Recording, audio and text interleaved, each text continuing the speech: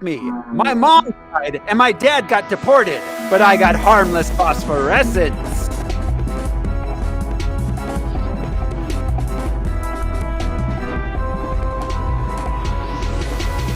Okay, I was at a wine tasting with my cousin Ernesto, which was mainly reds. And you know I don't like red, man, but there was a rosé that saved the day. It was delightful. And then he tells me about this girl, Emily, that he used to kick it with. It was actually the first pair of boobs I ever touched. So he tells me that she's working as a housekeeper now, right? And she's dating this dude, Carlos, who's a shot caller from across the bay. And she tells him about the dude that she's cleaning for, right? That he's like this big shot CEO that is all like retired now, but he's loaded. And so Carlos and Ernesto are on the same softball team. And they get to talking, right? And here comes the good part. Carlos says, yo, man, this guy's got a big ass safe just sitting in the basement, just chilling. Of course, Ernesto comes to me because he knows I got mad thieving skills. Of course, I ask him, did Emily tell Carlos to tell you to get me to what kind of safe it was? And he says, nah, dog, all she said is that it's super legit. And whatever is in it, it's your host, Thoreau Smiley. Who's joining me this week? You have to tell us if you rehearsed that. I'm Josh Cece, and would it kill you to call me Dad? I'm Brian Lesh, and I think our first move should be calling the Avengers. I'm Zarina Solito, and you don't have to raise your hand. I'm Alaric Weber, and I did my first cartwheel today. Good job, Al. I'm so proud of you. Yeah, you're growing up. And this is Harmless Phosphorescence. It's the podcast where we watch every theatrically released full-length live-action superhero movie ever made. We do a deep dive into it. We go through the production and the source material. Then we tell you all about it. This show is brought to you by our patrons like executive producers Michael Beckwith and Atticus Burkett. You can be a patron too. Just head over to patreon.com/harmless entertainment. We got lots of bonus content there. We got a Star Wars miniseries, holiday shows, a personal history of sound. We've got our monthly movie. This month, we are doing a Christmas movie. And we have our winner ready. This month, we are going to be doing Ernest Saves Christmas. Yes. Yes. I was saying off air that if it didn't win, I was just going to have to watch this movie. It was really close. It was almost Scrooged. It was like one vote away. Oh, wow. The other two didn't really do much, but yeah, Scrooged and Ernest were neck and neck the whole way. But yeah, Ernest. I picked my movie to take a dive. Nice setup. I've created this podcast to take a dive. So, I don't know what that means. We do have a guest this week. Serena, thank you for joining us. It's our first Thank you for having me here. Yeah, it's always good to have a guest on. We appreciate you joining us and putting up with us for an hour and a half. So, Well, I'm just excited to talk about the sexiest man alive. Oh, you. I had to. It was about damn time. Making he me is our blush. current sexiest man alive, isn't he? That is correct. The reigning. It's like Miss America. He's the current reigning sexiest man alive. Is there like a Stanley Cup? I don't know. Do you guys find him sexy? I'm curious. Oh, absolutely. Yeah. Oh, yeah. Yeah, ever since It's adorable. Clueless. I don't know about sex. Adorable. See, I don't know about sexy either, right? He's Yeah. kind of like, in the movie he's sexy, but that's Paul Rudd how long ago? Like, Yeah. Well, who knows? I don't know how old he is. Yeah, in he's his like 70s. Keanu Reeves. He could be like 500 years old for all we know. Yeah, for all we know. Yes. Which means we are watching this week on Harmless Phosphorescence, Ant-Man.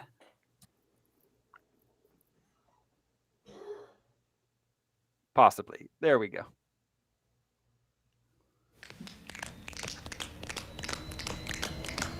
Yeah. My ham bone. Ants! Ant-Man! Ant-Man! I told you. I Oh was my gonna play it God. live. I didn't realize he finally became his father. That was so Kirk Douglas. That was so Kirk Douglas. Yes. Just wild and crazy. That is the single finest piece of film marketing I've ever seen in my entire life. I have to wonder if they were just doing that or if like Disney was like, hey, can you guys do something weird for a commercial? I almost want to watch that again. Yeah, I think it was Michael Douglas's idea, I feel like. I could see The that. heck Something in was his that? eyes. Yeah, I mean, what were they? I mean, they're obviously on some sort of promotional tour or something, but I don't know how that came about. Well, I mean, that's called ham bone when you're slapping Yeah. on your knees or your thighs, but yeah. Yeah, It's Michael if you Douglas. don't have spoons. That's how low it is on the musical ability scale. You don't It's even have spoons. it's brilliant that they put it out as an official trailer, as an official piece of marketing. That's Yes. amazing. Yeah, I love that. Ant-Man, released July 17th, 2015. It has a running time of 117 minutes. It cost 169 million and it made 519 million. So it was Wow. for an MCU movie a medium-sized hit. It wasn't, Avengers level, but it was Ant-Man. That's pretty darn good for Ant-Man. Yeah, I would say so. Well, He this was, is following the second Avengers movie, which critically was not the most well received. No, But no, it made over $1 billion. one and Yeah. a half nearly, yeah. But I mean, that's Mm. because it was an Avengers movie. So I think it made that all in one weekend and then no one saw it again. But yeah, Ant-Man did very well for being, I mean, God, was he even a B level, maybe a C level hero? I mean, he was one of the original Avengers. He was. Yeah, that's true. But he I was mean, al- Avengers were not an A-list team. no, the Avengers were not the Justice League when they were created. The Fantastic Four was closer to that level of like popularity when they were. But so guys, I was wondering, y'all ready to play the box office top 10 game? Oh, yeah. Oh, you betcha. This is Oh, yeah. you channeling your inner upper Midwesterner there, Al. Yeah. His my voice changed. My whole family's from Iowa. Is that Some things are does rough. Iowa have that too? Because I thought that was, I know Minnesota. Not as strong, but definitely in her later years, my mom started sounding a little more like that. It's because it's funny. My wife's family, they're all from Wisconsin. They sound really, really deeply like that. Out of gonna get up on the roof and do some fixins up there. Real good. Yeah. Real good then. But Yeah. my mom, it never got that thick with her, but every once in a while it would just slip out. Interesting. I didn't know that went so far south. So, all right, we are playing the box office top 10 game. This is the game where I will describe each of the top 10 movies of the week of July 17th, 2015. Our panel here will try to guess what the movie is I'm describing. I will use the box office mojo descriptions, except where I don't. So here we go, everybody. Jumping into the box office top 10, coming in at number 10 for the week. A newlywed couple, Ted and Tammy Lynn, want to have a baby. But in order to qualify to be a parent, Ted's going to have to prove that he's a person. Oh, Ted 2? Yes, Ted 2. Oh, The teddy bear bear. movie? Yeah, the Seth MacFarlane one, the sequel with Marky Mark. Nice going, Al. Yeah. They wanted to adopt a kid. Is that what you said the premise was? Adopt or yes. Or kidnap? Yeah, I guess I assume they adopt because I assume Ted can't procreate. I haven't watched either of don't these. know so I think that's a fair assumption. Is it though? That's true. Yeah, you're right. That is true. I Or should is- not make assumptions about Or is that a sentient bear? bears. Is that a bear assumption? Ooh. All right. Sorry. I think I'm in jail for a little while. I just got out. Just got Well, you out. know, assumptions are making an ass of you and me. That's what I've heard. Yeah. Or an ass of you and Over and umptions. over. Yeah. Coming in at number 9, opening this week at number 9. An Indian man with a magnanimous heart takes a young mute Pakistani girl back to her homeland to reunite her with her family. This looks like it might actually be like a full Indian production. I don't think this is an American film in any way. It's crazy that it was this popular in the US box office. Sometimes there's crossovers. Yeah. I have never heard of it prior to right now. The man with a magnanimous heart. It's called. I'm gonna butcher this, and I apologize to all of our listeners on the subcontinent, of which we actually have some. We have a lot. Yeah, we're sorry, guys. Help us out. Yeah. So I apologize to all of you. I'm sure some of you are guessing this, but it's Bajrangi Bhaijaan is what it's called. Okay. It did pretty well. It made what? It made like $5 million in the US. So good. That's interesting. Well, because sometimes we'll do more than the top 10 when we've hit a week before, and there are movies that I've heard of that don't make the top 20. Yeah. Their opening week. It's interesting that this made the top 10. Yeah, it was a big movie. No, but it was not a big week for movies, though. Obviously. Yeah. I mean, there's a fair amount of big movies in here, but I don't know. Ted 2 is pretty popular. Yeah. I don't know, but this is in the top 10 and made 5 million.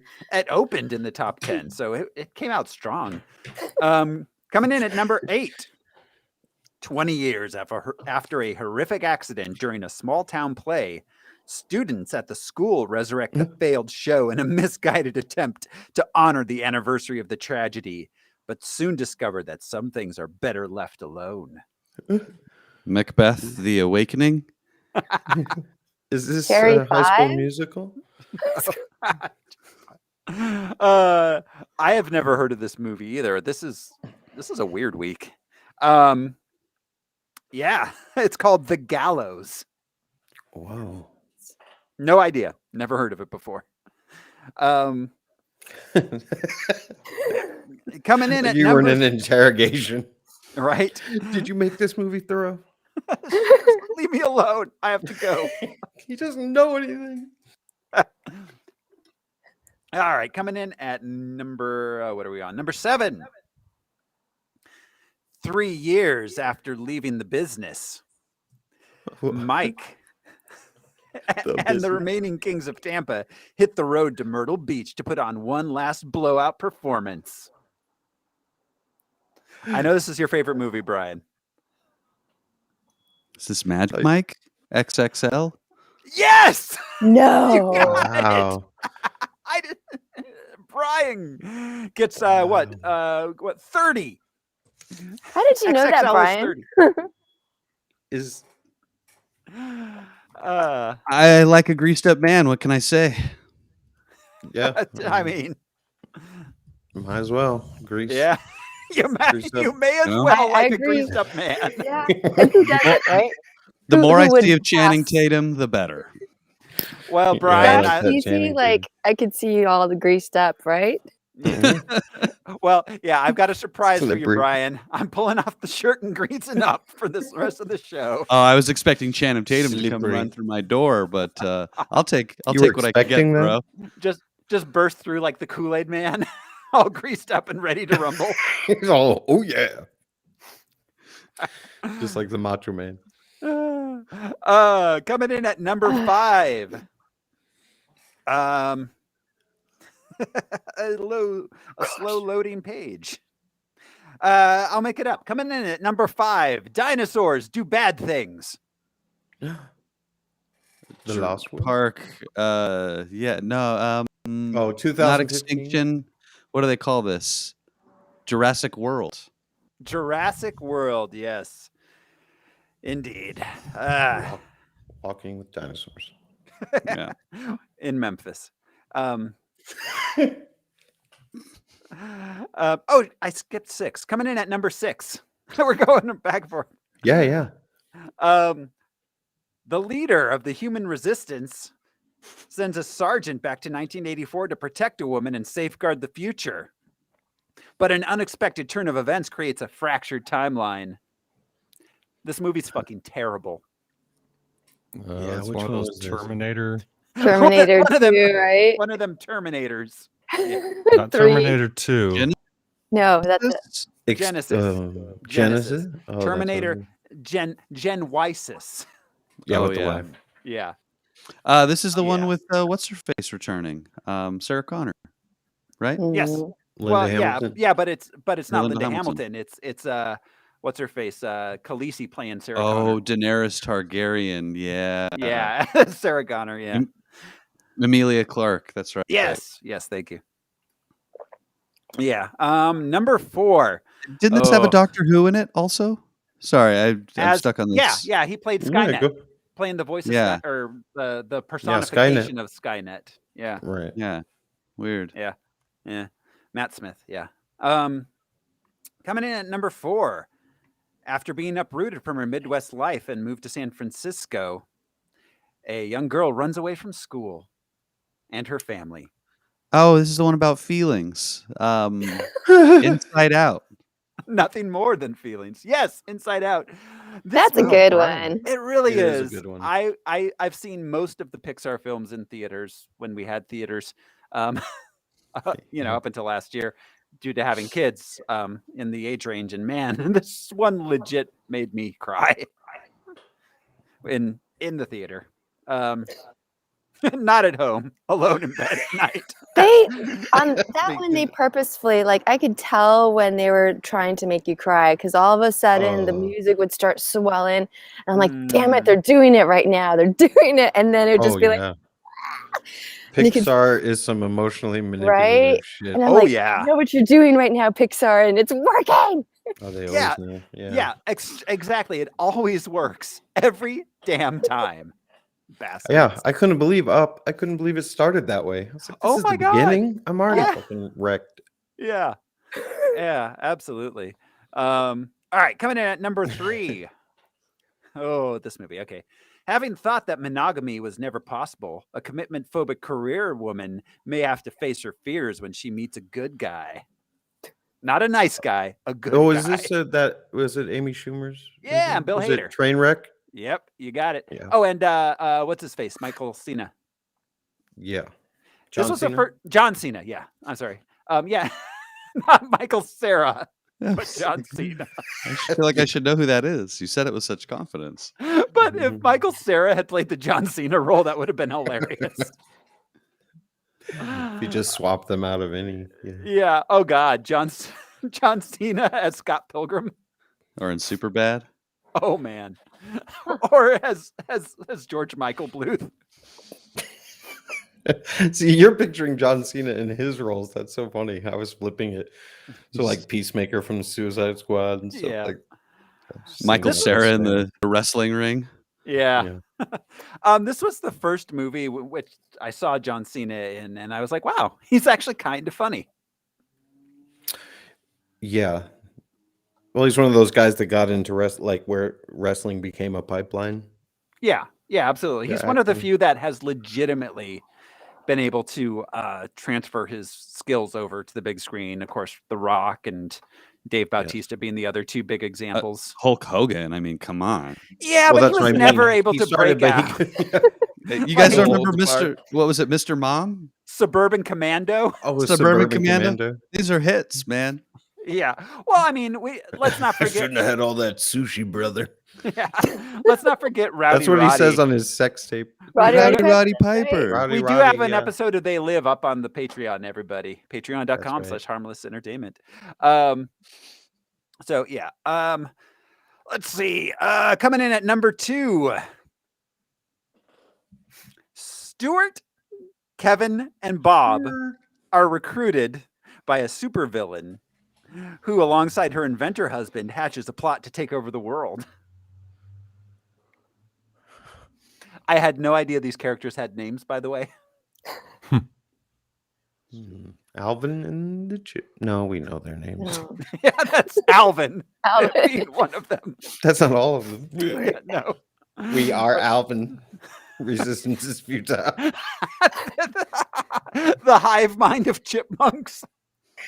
Don't they though? All right, let's see. With her inventor husband. Yeah. Stuart, Kevin, and Bob are the key to figuring this out.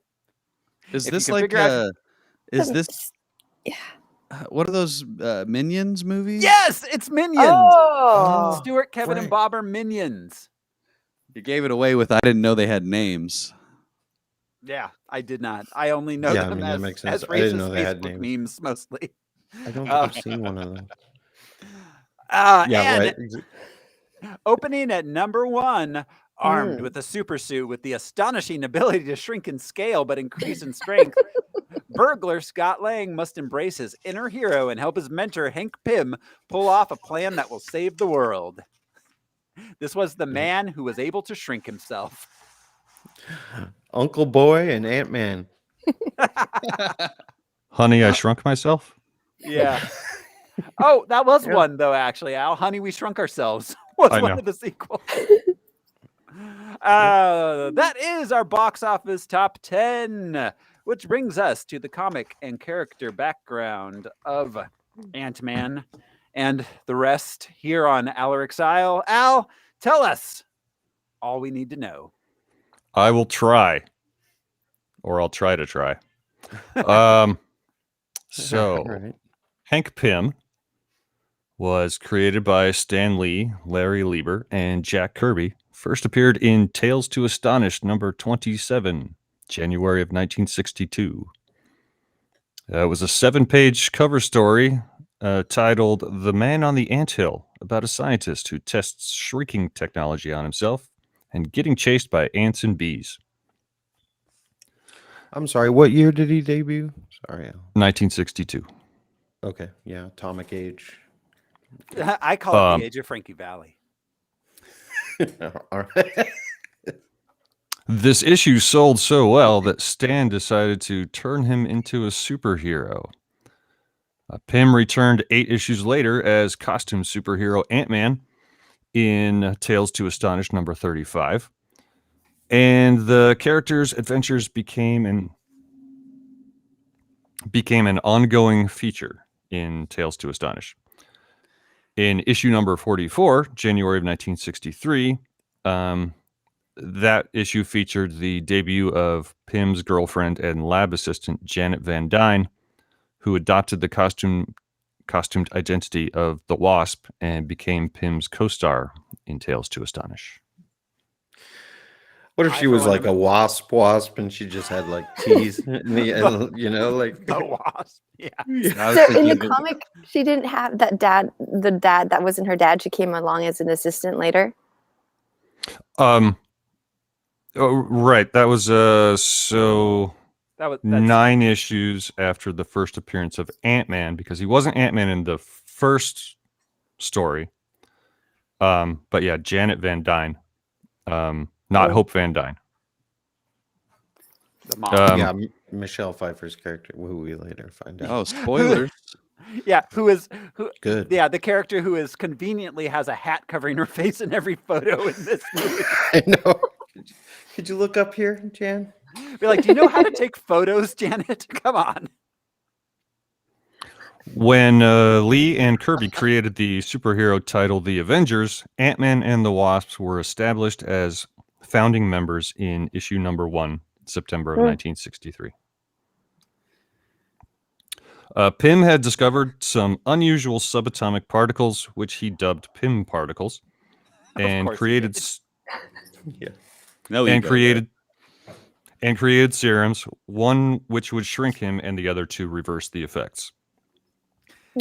I've created those serums myself, but other shrink people you? seem to dispute that I'm actually shrunk. Pym's first experience in the anthill inspired him to study ants, and he created a cybernetic helmet allowing him to communicate with and control ants. I love Marvel speak. Just cybernetic, and we're all like, Right. yeah, He's sure yeah, it's cybernetic. hyperfusion. Yeah. There's nothing wrong. Of course, you can have a helmet that controls ants, Of course you can. Gamma Well, yeah, radiation. yeah. Bro. and the guns go pew pew pew. In the Fox movie. After Sorry, Al. learning to no worries. After learning to grow rather than just shrink, Pym would adopt the new identity of Giant Man and then later that of Goliath. I think he's got some As- adequacy issues. He did actually. Yeah. Tired of people It- calling him small. He's all I'm giant man now. All right, bro. Fine. It's all relative. Right. He felt a little inadequate next to Iron Man and Captain America. Who wouldn't I though? guess so. Well, yeah. As discussed last week, Pym was the creator of the sentient robot Ultron. Later, during a botched experiment, Pym accidentally inhaled chemicals that affected his mind. The resulting personality change led him to adopt another persona as Yellow Jacket. Crystals changed his mind. I've often, Accidentally. yeah, I've accidentally inhaled chemicals. Yeah, I was gonna say numerous I've times. inhaled crystals that have changed my mind for sure. Yeah. Destroy my lab notes. They need to think it was an accident. Yeah, And we haven't even got out of the 60s yet. oh shit! Man. Sorry, what All a that long happened. Strange Still in the trip it's 60s. been.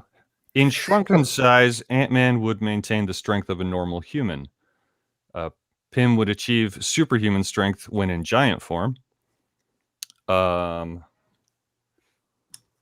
Hang on. It's awfully convenient that he's super strong, both big and tiny, but not regular. Not regular. He's regular strong.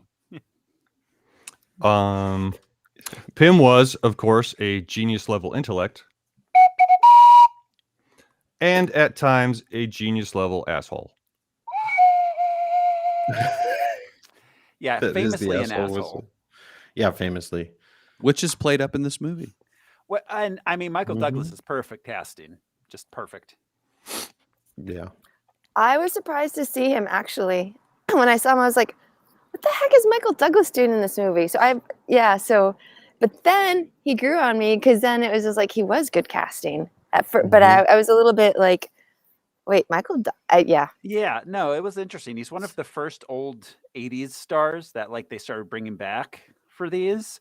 Well, and the de-aging on him was pretty darn good for 2015 in that first scene. Thought so. Yeah. That's Very true. Wall yeah, Street yeah. era Michael Yeah, Douglas I can't looking think there. of who would have.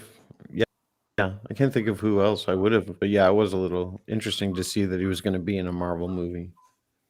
Well, he's got that perfect mix of kind of like snideness and like, but also like just a little bit scumbaggy. Like he's A little growly. yeah, but because scumbaggy for sure. That's how we knew him. Wall Street, Fatal Attraction. True. Down. yeah, He- romancing the Oh my God, stone. oh my God. Yeah. Yeah, I guess he's I always was- played that kind of. I was reading in the notes that Paul Rudd tried to do a Basic Instinct on him, and that did you read that in that On him? Was and it that a leg crossing thing? I think so, and that he called him. He's like, "What are you, a fucking pervert?" Well, yeah. Michael Doug said Not that the way back you to. think. Sorry, Al. Back to the '60s. We're gonna skip over everything with Hank Pym. Yeah. After that, and move on to Scott Lang. Hmm. Scott Lang first appeared in The Avengers number 181, March of 1979, created by David Michelini, Bob Layton, and John Byrne. Lang is an electrical engineer and movie fanatic who turned to burglary when his career failed to provide enough excitement in life. Wow, interesting motivation. Yeah, like I'm bored. I'm gonna be a burglar. That was retconned years later. Anyway, Lang. Wait. Comic books retconning something? Get out of here. Upon being caught, Lang spent 4 years in prison before being paroled for good behavior. Upon release, Lang was soon hired by Stark International in the design department and helped Stark install a new security system in Avengers Mansion. Okay. That just leave it to the Starks to hire someone who's going to end up becoming a hero. Well, and I was going to say, like, what a weird job to contract out. Like, you're Stark Industries, but you hire a private guy to do your security system. Oh for no, them. he wasn't a private. He was hired, but he was part of the company. Anyway. Right. Why would Tony? Okay. Why wouldn't He it could just probably be do his Stark own Industries security. like security division? Yeah. He was a super good It wasn't electrical a- engineer. Yeah, it was a And rhetorical Tony question. Tony trusted him. Anyway, I love that Al will defend the incredibly silly choices that a comic book writer made 25 years ago. Tony trusted him. Come on, Josh. That's why. Okay, all right. Scott's I would have put daughter. him in the building when I built it. I would have put all that security in. Sorry to talk on the podcast. It's all you, buddy.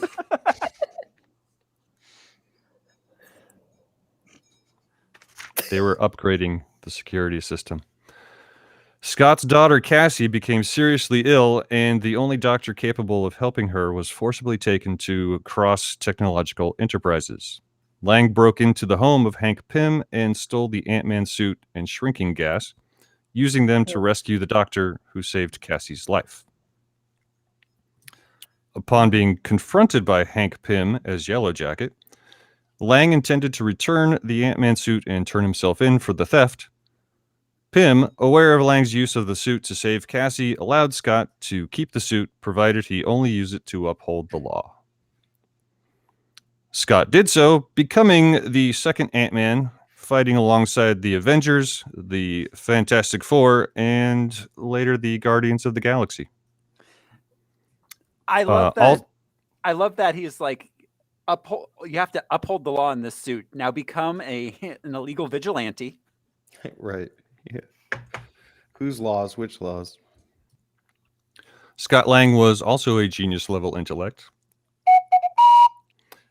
and was able to make several improvements to the suit over the years. The character was given the first Ant-Man self-titled ongoing comic series in 2015. Oh, wow. There wasn't a titled Ant-Man until then? There was not. Huh. Wow, until the movie. He was, as we kind of hinted at earlier, Ant-Man was never really a big success as a character. Well, he wasn't a marquee name. I'm sure he had his fans. But... Let's see. We've got Hope Van Dyne, who is loosely based on the character of Hope Pym, the daughter of Hank Pym and Janet Van Dyne. Created by Tom DeFalco and Rob Friends, first appeared in A Next #7, April of 1999. Hope Pym existed in the alternative future of the MC2 universe. Oh. After the deaths of their parents, Hope and her twin brother, Henry Pym Jr., became outraged when the team A Next was dubbed the next generation of Avengers. You know, the She's a MC2 twin? universe is interesting. Yeah, I didn't know that. Yeah, in the MC2 universe. The MC2 universe is interesting, but I personally prefer the MC5 universe and the hero Jeepster. MC5. Kick out the jams. The twins put together the supervillain Revengers team, Hope taking on the persona of Red Queen, a villainous version of her mother, the Wasp. Oh, okay. Queen, yeah, I get it. That was all in the future movies, right? With the twins and I know we're a little ahead. No son. Not in the movies. Yeah. Yeah, Janet comes and we finally meet her. Yeah, but there's no brother. Yeah. I didn't even know she had a brother. Yeah, I'd never heard of that. They kept him in an ant farm on the shelf. He lives in the walls. He lives in the walls, skittering about. And then we have Darren Cross, who was created by John Byrne and David Michelini, first appeared in Marvel Premiere #47, April of 1979. This was the same issue that Scott Lang first got the Ant-Man suit. Oh. Darren Cross was a millionaire and founder of Cross Technical Enterprises. Cross is diagnosed with a heart condition due to overwork. He uses an experimental nuclear-organic pacemaker to save himself. Okay. This granted him superhuman abilities with the side effect that overuse causes the burning out of his heart. Cross abducts Dr. Erica Sondheim to replace his heart and abducts unwilling heart donors from the slums. Unwilling heart donors. It is a Dr. Sondheim was the one doctor who could save Cassie Lang, so Scott comes looking for her, and the subsequent battle burns out Cross's heart, and he apparently dies. Dr. Sondheim had replaced his old dying heart without him knowing. So his heart burned out. Apparently dies. And the Darren- bum's heart is They just threw it out in the trash or fed it to the dogs. I don't know. They, The hounds. they turned it into a lamp. an achy breaky lamp. but the willing ones.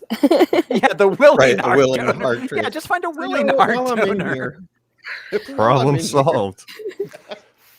Darren Cross would be resurrected, having been kept in cryostasis by his son, and would become the next Yellow Jacket in September of 2016.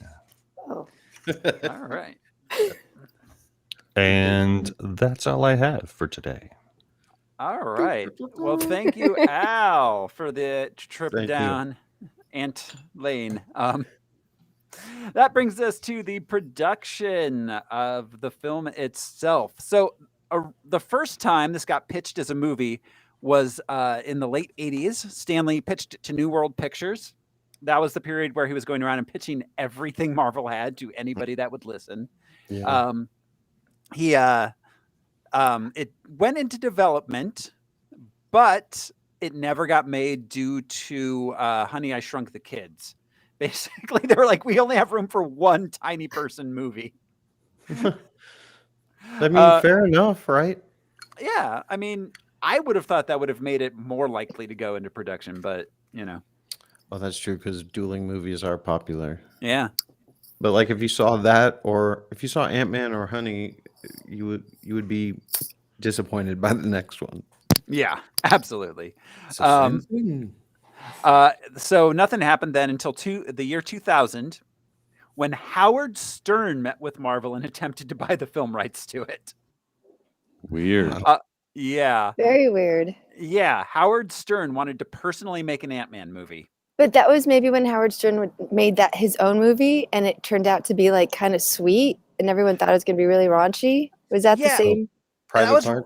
Yeah, Private Parts was just Yeah. a few years earlier. That was a late 90s one, so it wasn't Yeah. too long afterwards. That era, like turn of the century, that was kind of the high point of his career as far as like his popularity, I feel like. All right. Yeah. Then in May of that year, Artisan Entertainment made a deal with Marvel to make an Ant-Man film. In 2000, nothing happened for 3 years. They love announcing things that never happen.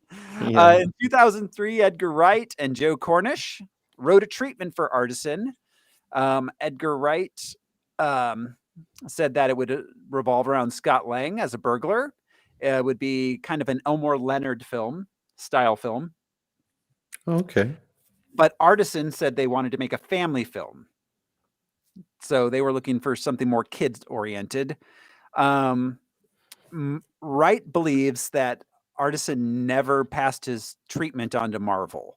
But a year later, he and Cornish were able to actually pitch straight to Kevin Feige.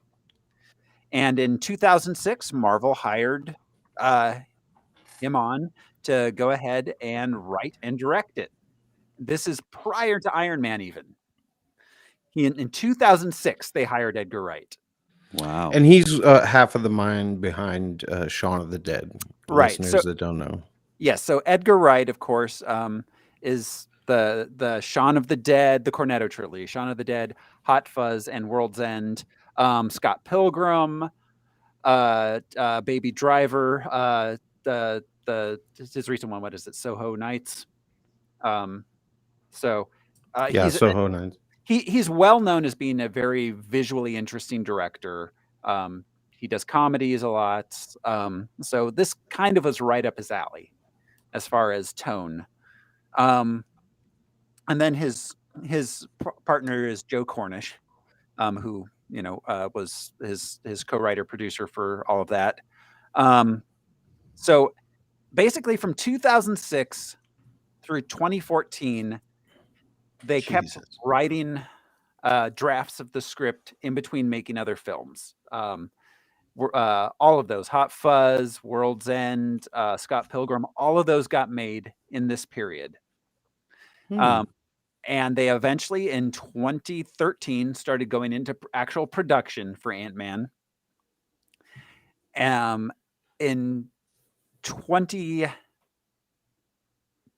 January in 2013 is when it was announced that it was going to be part of Phase 3. Then he and Cornish completed the final draft of their script. They delayed production to finish World's End, and then in August of 2013, after Joss Whedon announced that Pym wasn't going to be involved with Ultron, Edgar Wright said that Ant-Man was going to be more of a standalone film. It was originally scheduled for December 2015 release. They moved it up to July, and then in December of 2013, I'm sorry, January of 2014, Edgar Wright announced that he was leaving the project due to having a differing artistic vision for it than Marvel Studios did. It's been pretty tight-lipped what the final thing was that kind of killed it off. They did But you can guess. Well, Disney, since then it's been leaked that Disney wanted rewrites done on the script by other writers that were not Edgar Wright or Cornish. And Edgar Wright basically said, I'm not a director for hire. I'm an auteur. I'm a writer-director. I do the film. I'm not, or I don't. So yeah, because I saw Adam McKay's name snuck into the writers list. Right. So that is afterwards. They weren't originally going to give it to Adam McKay necessarily, but they did tell him that they wanted to bring in other writers to clean up the script, which he was very against. And that's when he left. Adam McKay was going to direct it. But due to his friendship with Edgar Wright, he turned down the directing offer, but did agree to do a draft of the script with Paul Rudd, as he and Paul Rudd were friends, and Paul Rudd was still attached. So they did a draft of the script. Peyton Reed was brought in to direct, and Adam McKay, of course, he was an SNL writer. He did Talladega Nights. Anchorman, yes. Yeah. And also Gary Sanchez Productions. So whenever you're watching a television, whatever, with that teacup and the gun. Yes. Gary Sanchez Productions. That's Adam McKay. Yeah, absolutely. Let's see. Oh, The Big Short, of course. Vice. He's been nominated. He won an Oscar for The Big Short. Did he win? Yeah, because he was up on stage. Yeah. Yeah, he won. Yeah, so he's very, very well respected at this point, especially. But Peyton Reed. Let's see. He's definitely a director for hire. He did Bring It On, Down with Love, Yes Man. He's also he directed the live action sequences of the Back to the Future cartoon. Do you guys remember that from the early 90s? No, I remember that it existed. I didn't know there were live action sequences. Yeah, what's his face? Doc Brown. Christopher Lloyd. Christopher Lloyd would he'd be Doc Brown and he'd be like, everything's crazy, but let's watch our adventures. And then it's him and Marty in samurai times in China and in medieval times. Is this a cartoon? It's a cartoon, yes. yeah. Okay. From the early 90s. Is that the same one that Doc Brown's kids were on it? They were a part of it, yeah. Marty, Doc Brown, Clara, and the kids, they'd travel through time and have adventures. Back to the Future babies. Yeah. He also, Peyton Reed also was involved with the Upright Citizens Brigade, as was Adam McKay. Yeah. Huh. He's directed episodes of The Mandalorian. He directs the sequel to this, as well as Quantum Mania, the upcoming Quantum Mania. So Paul Rudd is our star, and he has a writing credit. Paul Rudd, of course, is the sexiest man alive. Yeah.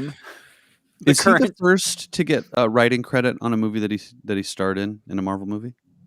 the first Marvel. Marvel? Yes, Yeah. because Robert Downey did not get credit, although he was Even though he ad-libbed a third of the movie. he had like he essentially wrote half the film. Yeah, Yeah. he did not get any writing credits on it due to Paul Rudd, though, is a member of the Writers Guild, so he was able to get writing credit on it. But yeah, so God, what was it? His Clueless was That's the first time I remembered him. absolutely the first time I remember seeing him. Let's see. And then Wet Hot American Summer. That was his first starring role, was Clueless.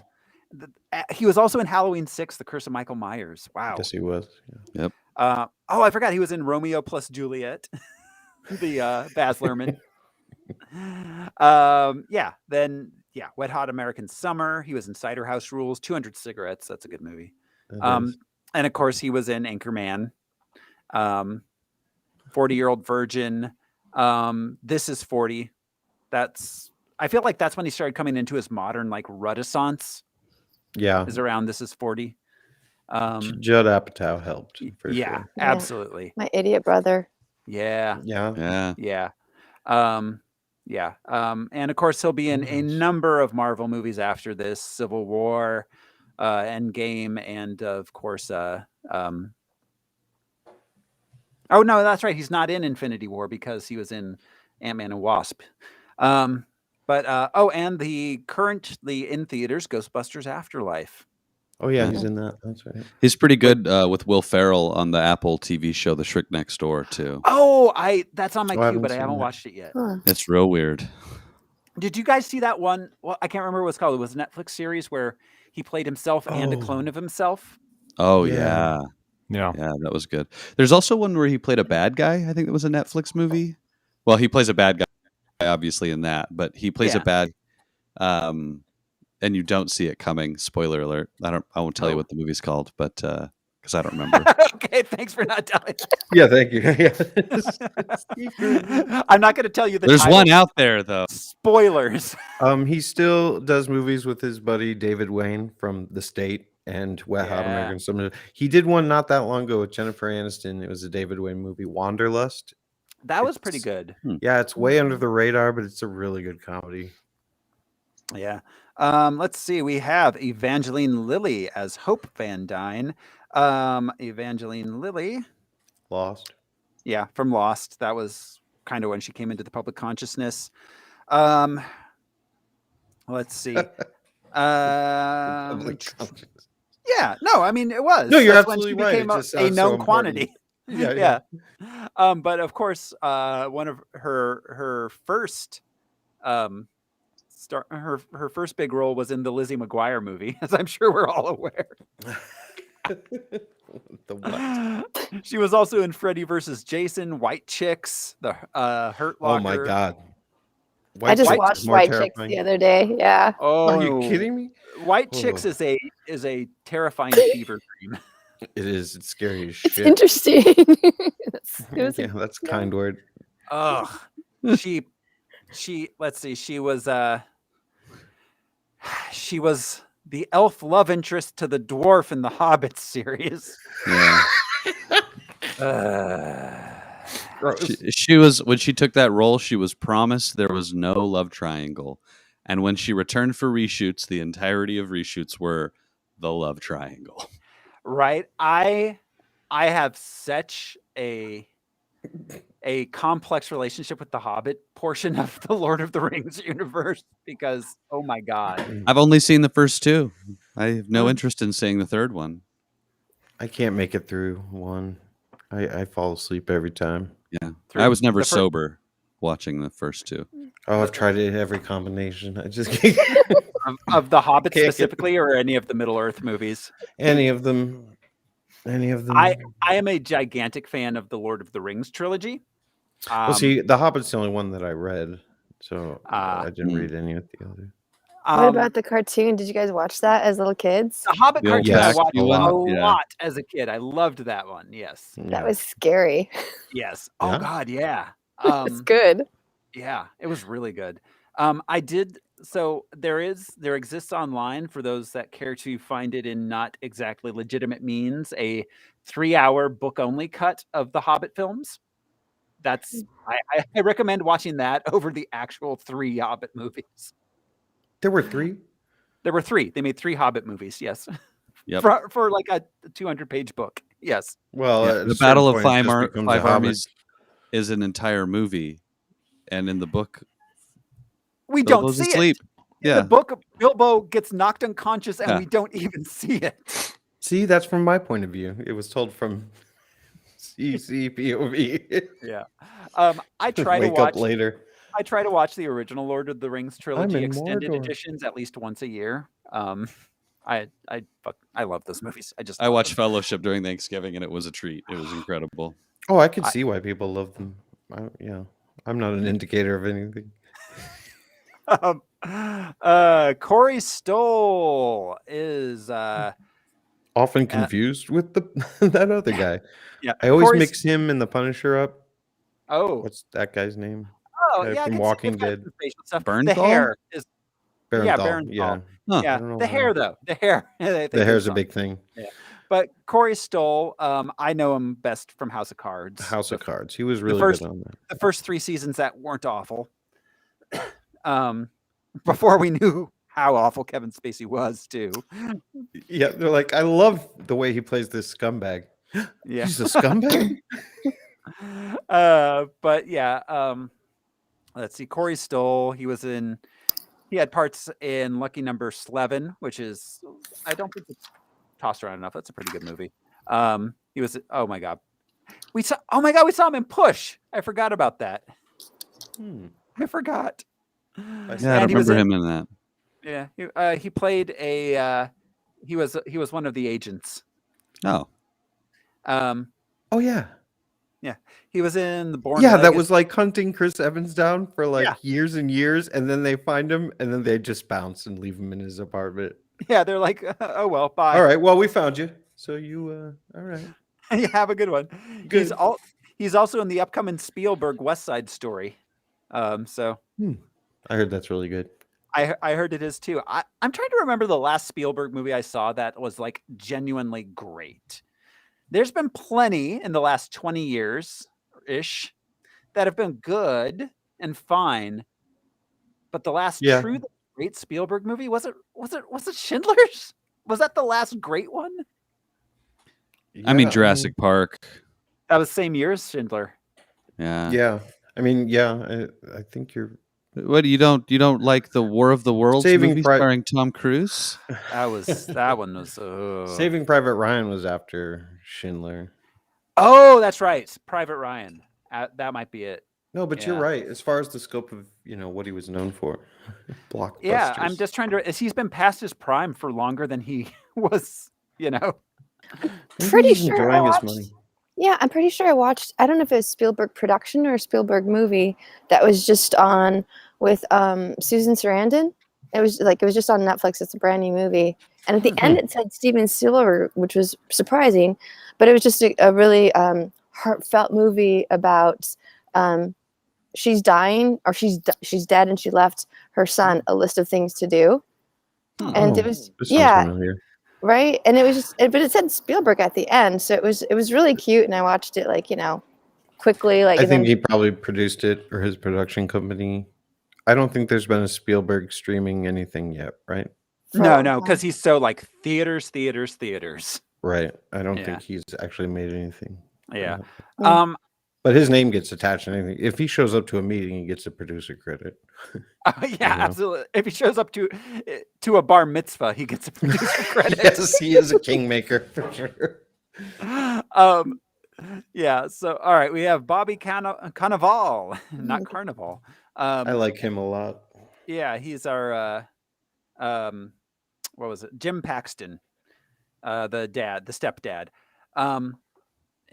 Let's see, he was on Third Watch, Boardwalk Empire, Will and Grace, Mr. Robot, Master and None, a lot of TV stuff. I feel He's like more great TV than in movie. Mr. Robot. He's one of Yeah. my favorite members of the cast in Mr. Robot. He is an enigmatic, weird dude.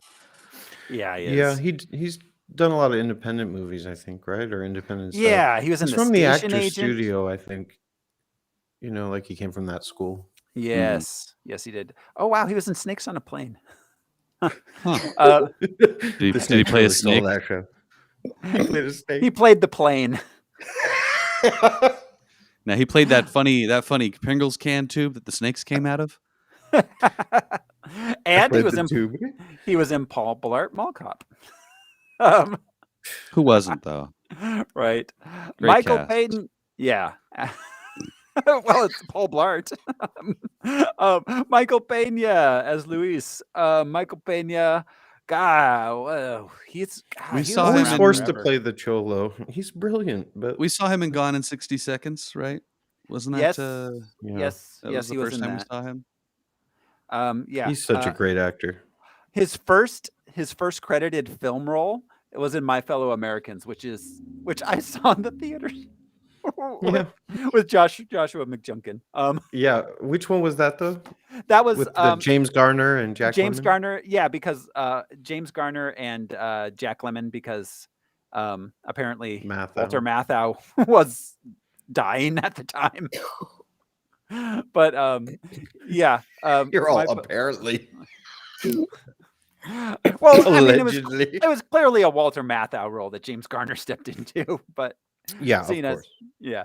But what was funny was like Josh McJunkin went and saw it alone and liked it so much he was like, "You have to come see this with me." And so it was Yeah. his second theater viewing of My Fellow He liked it a lot. Americans.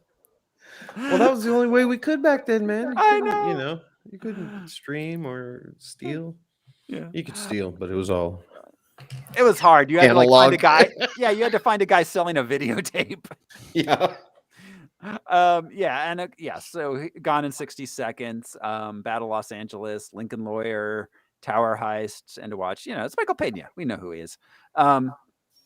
T.I. as Dave. Tip Harris is his real name. I guess that's where the T.I. comes from. But mostly known as a rapper, of course. What other movies has T.I. done? Let's see. Oh, he was an urban legend. Oh wait, no, he released an album called Urban Legend. Same difference. I'm sorry, that was funny. He was also in Pop Star, Never Stop Stopping. That movie's amazing. What? Never stop stopping? Pop So- Star, Never Stop Stopping. Yes, So Isn't that a Will stop, Ferrell? right? it's that a Lonely Island movie. Never stop right. stopping is telling you to stop, Yes, right? Yeah. exactly. Okay. I'm like, sorry, I Continue to stop. hung up on that double negative there. Or triple Yeah. negative. I'm confused still. We had let's see, Wood Don't. Harris played the Paxton's partner. Judy Greer, the effervescent Judy Greer is Maggie. Dude, I just she Will had- Harris from The Wire. Yeah. Yes. Yeah. Yes. Exactly. Yeah. Like- Yeah, he was. Judy Greer, who's Shit. been in a gazillion things. She's kind of wasted in this, but she got a paycheck. But oh god, she's amazing in Arrested Development. Arrested Development. Yeah. Kitty, I think. Yeah, exactly. With like, yeah, her boobs. Like it's up. My eyes are up here, Michael. I kept closing my eyes to hear Cheryl Tunt. Oh yeah. Oh yeah. Yeah. Hmm. From Archer. Yeah. Or Charlene. Oh, right. Yeah. Yeah. What was her other She's name? done some voice acting. Yeah. She's done a fair amount of voice acting. She's been in like 35 like streaming series over the last 10 years. Like she's in every other streaming series. But yeah, So I she's- just want to say it was driving me nuts. Wood Harris was Avon Barksdale in The Wire. That was Yes, that was it. Yeah. Anyways. Stringer Bell and Avon. That's right. Okay. Let's see. We I could had see it in your eyes, Josh, that it was. I've been thinking about it since. Yeah, I'm sitting here going, what the fuck? Yeah, Barksdale. Yep. let's see. David Dastmalchian as Kurt. The other The- dude in the thickest accent Louis's group. ever Yeah, in Yeah. the MCU up until we get to Forrest Whitaker. Yeah, and he's an American, like the actor's an American. He's in Suicide Squad most recently, right? Yes, as the polka dot man. Polka Dot Man. Yeah. He was also in The Dark Knight. Yes. He is in a bunch of Denis Villeneuve's films. Blade Runner 2049. He was in Dune. So, and Mr. Michael Douglas as Hank Pym. We've had him on this before, right? I remember talking about Michael Douglas, but I cannot remember what movie we saw. Yeah, him he was a in. guest on one of our first episodes, right? Yeah, he was here. Yeah. It must have been a monthly movie, right?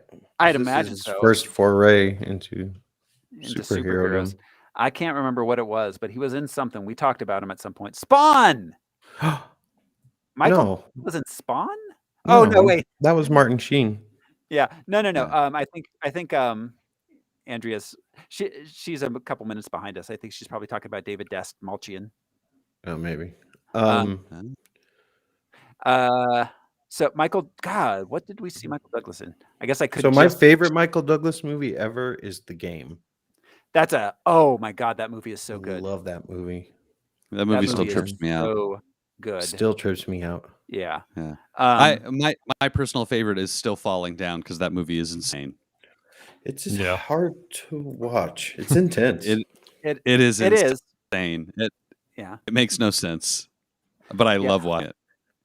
Oh, I remember we talked about Michael Douglas producing something. He was a producer on something we watched. It was a monthly movie. I can't remember what it was though. Him and Danny DeVito produced. What was it? Oh, it was Face Off. They produced Face Off. Oh, they did? Michael Douglas produced Face Off. That's why we were talking about him.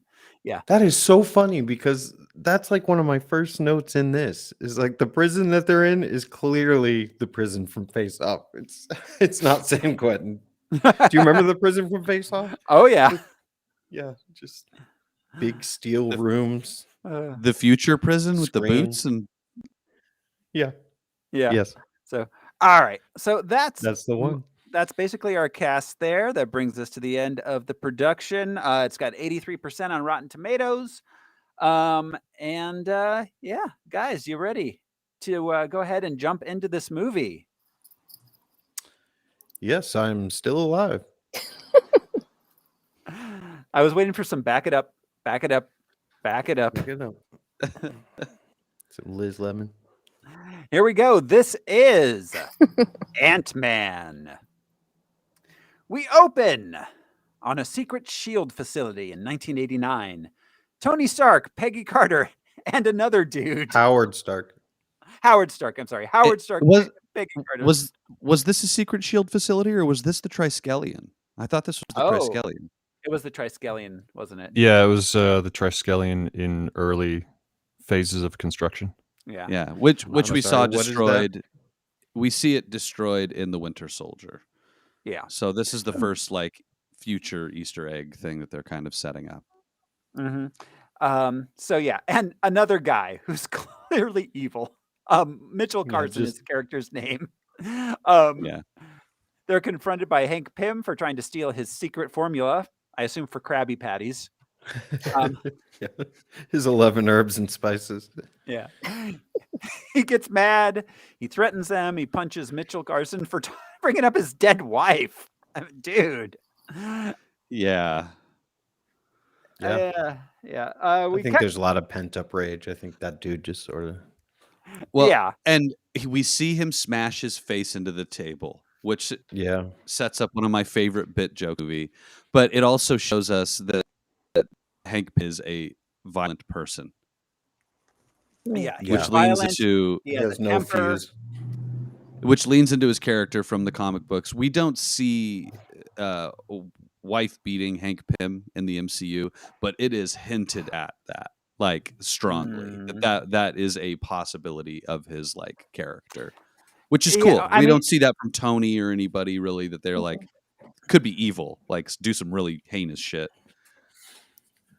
Or to like you said, or to zero in on the foibles, like Tony Stark was a really bad alcoholic, and they hinted at that as well, but they didn't make it a defining.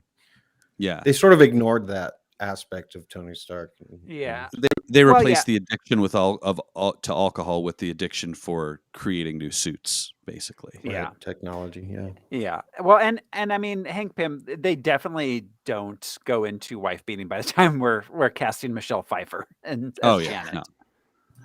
So that's good, because it would be nearly impossible to root for this character then. Yeah. Which in the comic, it is impossible to root for Hank Pym 90% of the time, because it is constantly brought up at every turn. Yeah.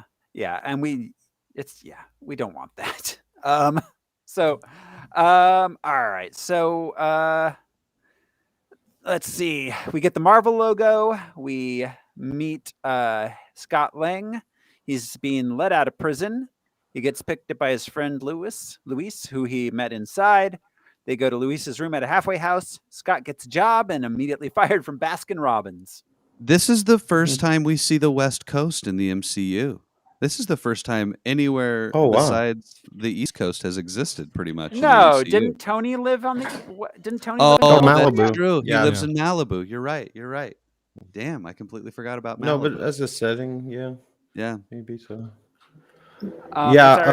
Paul Rudd would not survive in prison. I just want everyone to know. No, he's the sexiest man alive. Yeah, that is a pretty man, but he has to be jumped out as well. Yeah. I like how they established that Luis was a good puncher because he's the only guy who ever knocked out Peachy. Oh, that's good. And then he knocks out several people at the end. He knocks out at least 4 people in this movie. Yeah, he does. But that's right. That's good. I didn't even realize that. Yeah, they set that up really early. It's a really good script. It's really tight. I mean, it was written by 4 dudes who are very good at writing scripts. So, at home, Scott meets Luis's friends Dave and Kurt. Find out that Scott went to prison for doing a Robin Hood style heist by giving a bunch of money back to people that was stolen from them by a shady CEO. They want him to do another job with them, but he tells them he's going straight. He's going to do it for his daughter. Meanwhile, at Pym Tech, Hank Pym. No, we forgot to mention that Baskin Robbins always finds out. Yeah. They always find out. Baskin Robbins don't play. Because they've got your birthday. Cool crime. Yes. Well, I think it's funny that so we get some pretty heavy Pepsi and Baskin Robbins product placement in this movie. But of course, the most blatant product placement is for Pym Technologies. Oh, well, when they're in Times Square. Oh, that's true. All that Thomas money. I noticed in the credits there was like there's like a paragraph about the rights to Thomas the Tank Engine. I'm sure there is. What was up with all of that? Did someone like have something against Thomas the Tank? I was like, was there like well? Is there something I was missing on that one? It's a publicly. I think it was it's a public television show, right? Isn't it? But British. Well, it was British and it aired on public television here. I don't know. Like they mentioned whatever company owns the rights to Thomas the Tank Engine in the paragraph, which I briefly scanned. Well, I mean, we were kind of talking off air about the comparisons to Solo. I think they want the recognizability, if that's a word, of Thomas, but then also they got to do a train heist fight scene. Do you know what I'm saying? You know, which is so fun in movies, and they kind of twisted it and turned it by making it a toy train. And I think it was a combo of the two. Yeah, because absolutely. I can't think of any other trains with a face. Shiny Time Station, that was a regular train. Yeah. Well, yeah, that wasn't that Thomas? I know the original steam engines all had cute little faces on them. The 1800s. But yeah, no, we were we were talking off air about its similarities to Solo and like having the auteur director be removed really close to production or within production. Um, it's it is funny how this is generally considered fine and Solo was a gigantic failure when I think they were both perfectly good movies. I agree, but as Brian said off air, Han Solo and Ant-Man, they're not on the same They're level not. as far as fandom and love for. Yeah. Growing Like, up, one of remember my that friends famous had a Ant-Man line? right. Go ahead. Shut up, Janet, or Shut up, Janet. I remember growing up in Yuma, a friend cut that was like 10 feet of a comic book character that we did not know who it was, with the reins to two ants standing on two ants, and we would spend. Is that ant something? That's got to be a bug man something. And now watching the movie, I'm like, holy crap, that's been Ant-Man all along. We had no idea who this character was. That's how obscure this character was. We had a 10-foot tall one He on the was the wall. We Ant-Man didn't you know who found the hell he along the was. way. Yeah. Whereas Han Solo is has been iconic for decades. So yeah. Mhm. Well, and Star Wars fandom in the 21st century is notoriously awful. And I It's say almost that a as religion Star Wars at this fan. point. Yeah. Yes, for A sure. it is. I think sectarian it's religion, I should say. Mm-hmm. Yeah. So anyways, at Pym Tech, Hank Pym shows up. We meet his daughter, Hope Van Dyne, his ex-protege, Darren Cross, who's revealing that he's completed a weaponized shrinking suit that replicates Hank's research. Hank would never give the technology to Darren. Darren resented him for it. Also, Darren thinks that Hank and Hope are estranged, but they're secretly not. Darren hasn't yet figured out how to shrink organic material. Hank wants him to give up the research. There's several representatives there from different military contingencies that are interested in the technology. They start giving him offers right off the bat. Yeah. And there's the one guy who's like, it's too dangerous. I'm not going to do it. Yeah. Hank and Hope begin secretly planning to stop Darren. Hope wants to use Hank's old suit, but Hank won't let her. He says it's too dangerous, and he says he found a guy who can wear it. I mean, if you actually had that tech, I mean, it would be priceless, right? Like some dude, the one dude goes over to him, he's like, I'll give you 20% over asking price. Ooh, there's no, I don't know. That's a bidding war I would just keep riding. It would be the most valuable technology on Earth. Absolutely. Right. Yeah. It would be a blank check situation. You could put a shipping container in your pocket, or you could fill a shipping container with shipping containers. Which, speaking of pockets, why doesn't he keep that in a special case or something? The gun that he uses in the restroom on that guy. Right. Well, you know what I mean? Right. Like, what happens if you accidentally shoot yourself with that thing? Well, what happens if you accidentally shoot yourself with any gun? Yeah, yeah, you turn into a little snot glob on the floor. Yeah, well, I mean, either way, it's bad. Getting shot by anything. Oh, are we listing bad things? I see. Well, no, I'm just saying any gunshot wound is bad, but that one, yes, in particular, is especially bad. I would have a special case for the thing that turned you into a snot glob. Well, and also and for my gun. Jude brought up the point, like, why isn't he just selling that as a weapon? That's what I'm talking about, Jude. Yeah. Like that, you don't need to perfect shrinking. Just sell that. It turns your enemies into little globs. Yeah. I liked how when Cross is showing them the thing and he shows them the footage of Ant-Man. Yeah. And he says, that's what they used to call you, right, Hank? But what you told me, it was fairy tales. Tales to astonish. They dropped in the tales to astonish. Yes. Yeah. Yeah. So all right, we cut. I read when they did the lamb thing that the caterer, did you read that? The caterer of that day actually served lamb chops. Oh. No, I was just laughing in general. Like I wanted to know where the lamb room was Where they in keep this lamb. building. Yeah, they and obviously had a room full of lambs. But and I mean, I get the reason for the scene is because like, oh, he's evil, he's killing cute things, but also Well, and like he hasn't perfected it. Like he doesn't know what he's doing exactly. yes, that too. But like also like but for using the lamb in particular, lambs have got to be a lot more expensive than mice. That's why people use mice is because they're very cheap. Lisa. One of the reasons why mice are used is there's tons of them. They're Because very they're cheap cheap. to use. Yeah. Yeah, and you don't always lease a building with the lamb room. Yes. You can keep mice in easier containers. So all right. Scott shows up at his daughter Cassie's birthday party where his ex-wife and her new boyfriend John, I don't know, Paxton. It's fine, just Paxton. Yeah. He's a cop. He's a cop. They're not happy to see him. He gives it. I love Cassie. Cassie was secretly a really great character for a little girl. Like she's even better in the next one. She really is. Yeah. But like in this one, like he's so ugly. I love it. That line was great. That scene and the "I hope you don't catch him" were two of the best moments in this entire movie. She was great.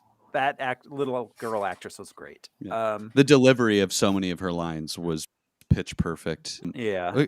We haven't really brought this up. This is I want to say this is the first Marvel movie with a theme that is strictly parenting and trying to be a good parent. Yeah, I mean, there's been parental things, but our heroes have been like mad at their parents. Our heroes themselves haven't been parents. This is the first time where we get the like a regret and the like trying to change aspect through both Hank and Scott. Yeah, the father-daughter dynamic. Yeah, I want to. What does he say? I want your daughter to look at me the way that my daughter used to look at me as a hero. Yeah, that you know that you are, or that she thinks. Well, and I love that. Yeah, and I love because Hank Pym definitely thinks of Scott Lang as kind of an idiot, but also he connects with him on that parent level. Like they're both fathers to daughters, and that like they have a connection there. Well, and we only know that he's been watching Scott, but you can tell that his daughter truly, truly adores her father, whereas Janet doesn't want anything to do with her father. It's just a relationship of convenience. Or Hope. Sorry. Yeah. Well, I think she's you've been burned by the stove. You're sort of cautious. I'm sure he was even worse when he was a younger. Yeah, I'm sure he was a bad father when she was young. Absolutely. Yeah. Absent at best. Yeah. At best. So, all right. So he leaves. But he also chose Scott for his altruism, like the nature of his crime. I'm sure that's what caught Hank's eye. Absolutely. Like, who would do that? That's how he came to his attention for sure. He leaves the birthday party quickly after giving his daughter a gift. Judy Greer wants him to leave his life of crime and start paying child support. He's not allowed to see his daughter until he does. At Pimtech, Darren kills the guy, the dude in the bathroom. Then has dinner with Hope. They discuss how much he hates Hank Pym. They cut to Scott. Realizes he's not going to be able to see Cassie until he pays child support, and he can't get a job, so he ends up going back to crime. He tells Luis he's in on the job. Luis explains to him there's a safe in an old man's house, and the old man is out of town. They put a plan into action. Luis and his guys monitor Scott. They help cut the alarm. He breaks into the basement, into the safe. He only finds what he thinks is a motorcycle suit, and he ends up taking it with him. He demonstrates how clever he is. With the fingerprint, the ad hoc fingerprint mold. Yeah. And freezing the safe. And all that. This is great. Well, they set up everything running. This is a really great script. They set up so many things just like on the ball running with it. Like we learn that he's tough by his fight in the prison. We learn that he's agile and has athletic abilities in this whole thing where he climbs the wall and jumps over the fence. We learn how inventive he is. Like they show us everything to make it believable that this guy could be a superhero. Yeah. With the heart. Yeah. Yeah. Exactly. Because only beautiful white guys are conflicted when they get out of prison. If you have immigrant or people of color friends, they went right back to crime as soon as jump. Yeah, I mean that's a little rough. I wish this was directed by a person of color, but I'll just think in the script, an immigrant, a black guy, a cholo, and then Paul Rudd. And Paul Rudd's really trying to make a good go of it and go legit. And he can't get a break. This beautiful white guy just can't get a break anywhere. Baskin Robbins. Right. I just love that you keep calling Paul Rudd a beautiful white guy. He's not the poster child for probation. He's not the poster child for right. I don't know. Well, and I mean, I know that textually, like, his anger is because he has a child and the others don't. But you're right. You're right. It plays that way. Something to consider too is he's positive until he loses his first job. All have been through the ringer of trying to find work, and they have the experience of being ex-cons at that point. Yeah. Well, and beautiful doesn't need to be thrown in there, but that's what I'm talking about. He's freshly naive out of prison. Like, I have a master's degree. Not to defend the writing of this, because you're right. There's a lot of tropes that are happening, but I can see what they were intending is like, these guys, it's not that they're hardened criminals. This is literally the only way they can make money. I love how they threw that in. I have a master's degree in electrical engineering. Like, why didn't you just say PhD? Right. Gotta dumb it down. Gotta dumb it smart. We can bring him a little bit more relatable, right? Because he's got a master's instead of a PhD in electrical engineering. Well, he'd be Dr. Lang at that point. Yeah, he would. So, all right. So Scott tries the suit on. He accidentally shrinks. Hank starts talking to him over the suit's headset, tells him he has to figure out how to use the suit. Scott has some adventures throughout the building, and then finally is able to make himself big again. He returns the suit and gets arrested on the way out by Paxton. Hank visits Scott in jail, pretending to be his lawyer. He tells him he can help him, but Scott will have to follow his instructions. He reveals he let Scott steal the suit. Hank... His first foray into smallness was pretty great, especially when he fell on the record player at the rave, and caused the needle to skip, which caused the music to bump to that in time too. That was into the right, the crowd to the right spot. He bumped it right into the drop. Yeah. But it's funny when he's on the floor of the rave, though. I was just thinking to myself, like, he's just running through so much ecstasy water. He has no idea how much MDMA is just running through. So these shots, these macro shots, it's interesting. We were talking about it beforehand. They used big lenses to shoot small things to give them that scale. So when they then imposed a figure on the image, on the composite image, it looks like he is that size, and it's what it would look like from that size, which I think they did such a great job of. I was reading this interview with Peyton Reed, and the interviewer goes like, when a director starts talking about focal length and all this stuff, you start thinking like, man, they're going to miss the reason why we watch movies, which is to be entertained, basically.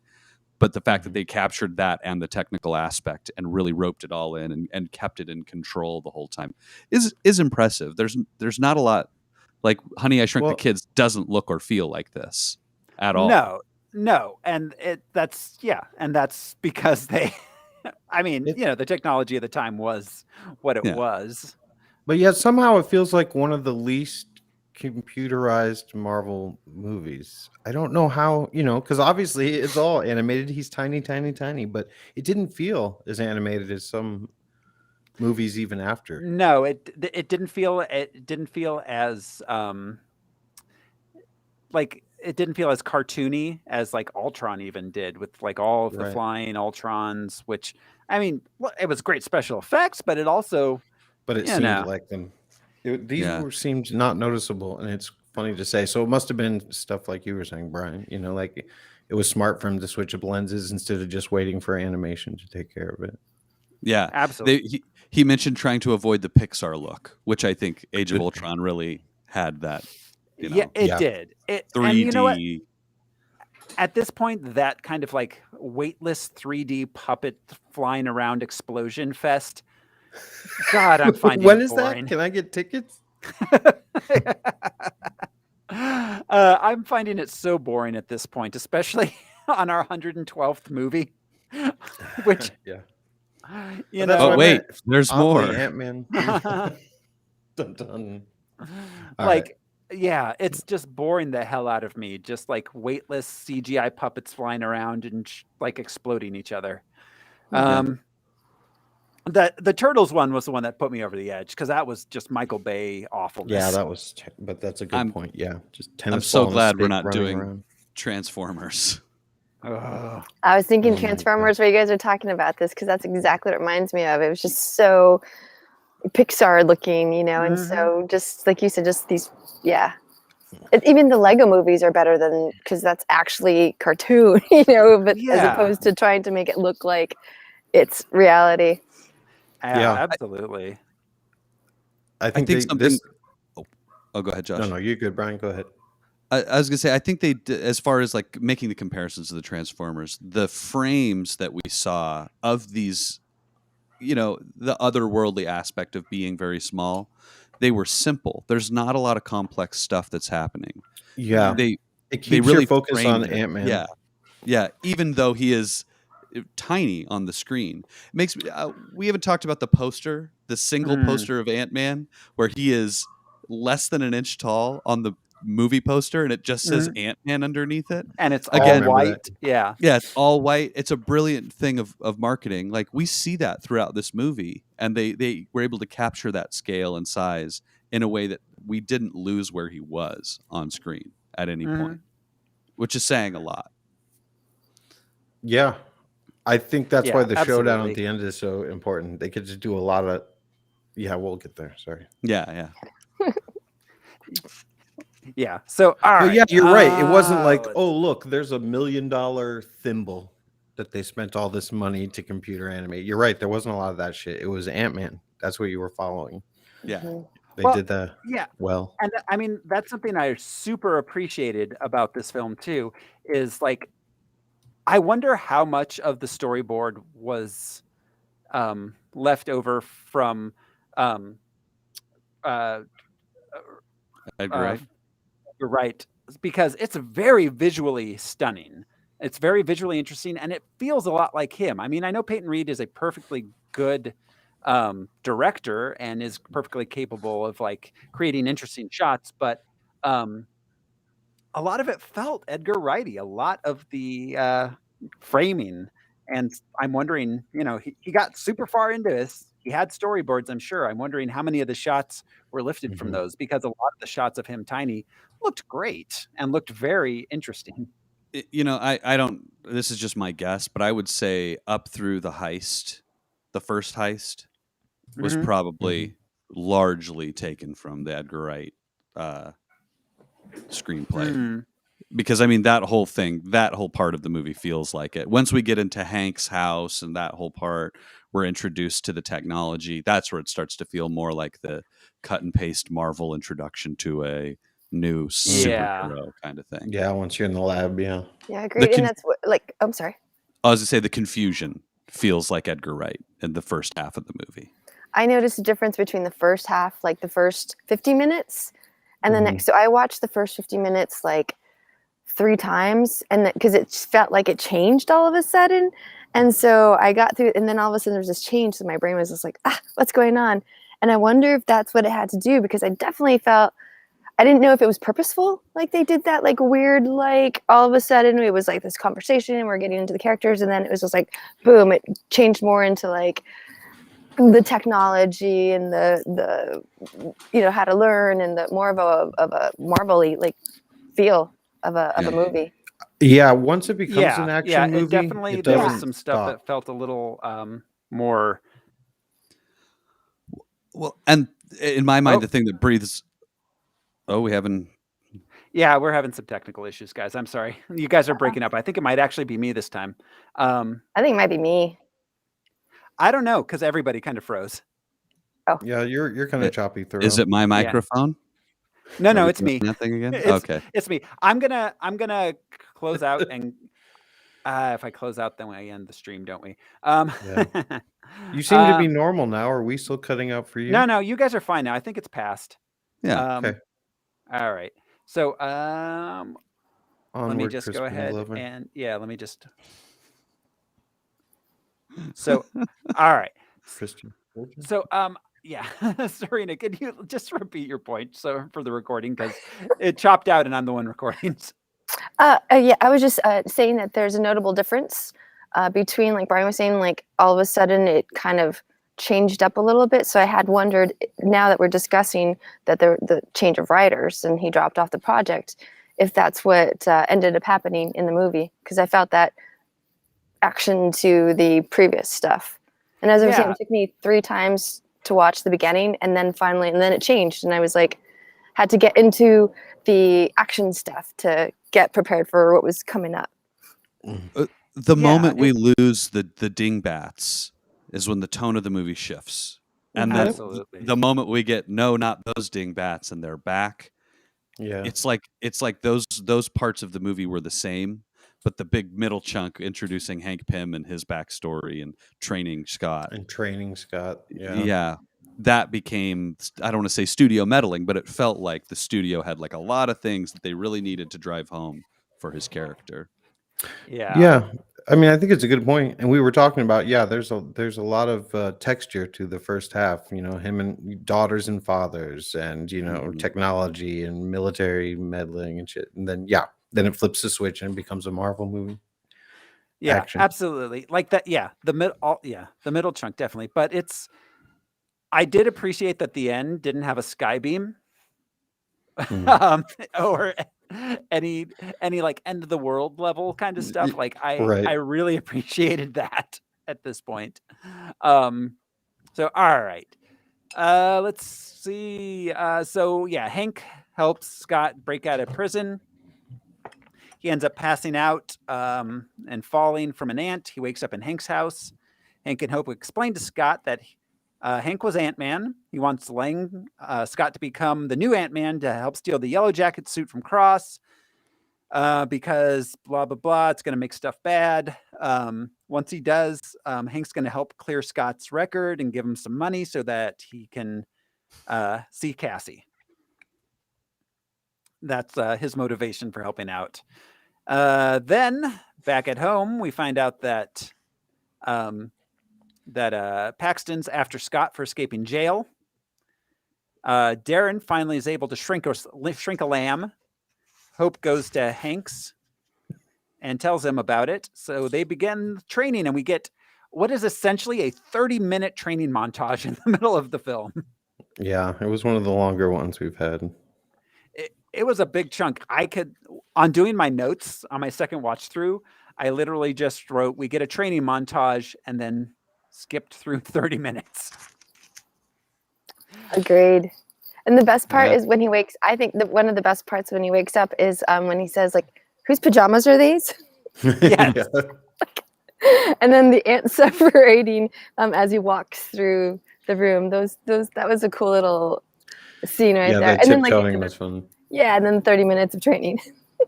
Yeah. And learning about ants. About ants. Yes, which was kind of cool that they did that, though. Identified the different qualities. It's like. But the crazy ants weren't real. Oh, they are actually. They are? They don't conduct electricity, but the species that they say Paratrechina longicornis are black crazy ants, whereas the raspberry-colored crazy ants are Nylandaria fulva. There are some etymologists out there who are very angry at this movie. By the way, the raspberry crazy ants are attracted to electrical equipment. We don't really know why, but they don't conduct electricity. Also delicious in a smoothie. or any more than. I wonder if anything that's else. something to do with like navigation and Earth's magnetic fields, what have you. You mean their olfactory nerves? I kid, but I really enjoyed how they just one-lined away Hank being like, "Oh yeah, electrical signals, their olfactory nerve. That's how I talk Yeah. to the ants." Yeah, super, Next scene. yeah. Yeah. That's Yeah. the ticket. It's It worked, simple. though. God, you guys didn't know that. No, that's Like- yeah. I love that about comic books. That and the it reduces the space between atoms. Yeah, Like- no explanation there. The Bang, quantum. bang, boom. Done. Yeah. A relative atomic distance. Yeah. We between all the- have so many questions, but in the movie, like while he's explaining it, while it's happening, I'm like, yeah, sure. That's fine. Okay. It's But fine. that's why, and that's why the I'll allow montage it. was a little bit longer because it's like, oh, Spider-Man, we know his powers and we know how he got them, and this movie was introducing a lot of the world to Ant-Man. So yeah, take a little longer to explain all these. You can I'm glad control they did ants. it.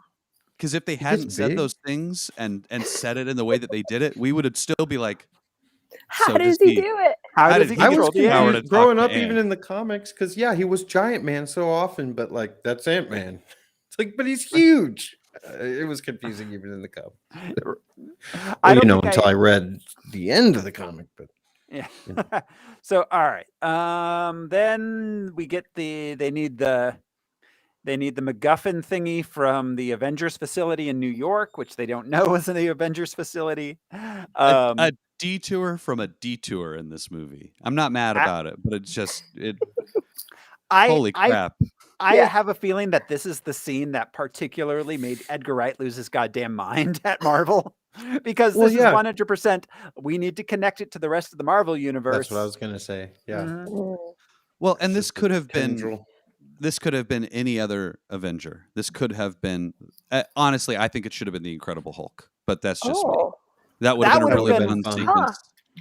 That would have been They fun actually- and They did marketing together with the Incredible Hulk and Ant-Man for Coca-Cola, I think. Hmm. And it made me think like, oh, is he going to be in this movie? That'd be really neat. And seeing Falcon instead, I was immediately like, oh, we have an Avenger at home, I guess. Like, yeah. we don't get any of the fun ones. No, it was the newest, most oh, I guess he's an Avenger. Yeah, the Yeah. lowest stakes, Mhm. But also, Well, I at think this point after Ultron, it would have been either Falcon or Scarlet Witch, Black Widow or Cat. Those are the Yeah. only Oh, four. and Vision. And Vision, right? right, Yeah. yeah. Hulk obviously is in space. He wasn't there, but that would have been neat. But yeah, no, true. it would have been. He's on wa- Sakaar. I think there was also we wanted to be an Avenger that we realistically think he could take. Right, that's Yeah. malleable. Like if we don't use him, nobody will remember.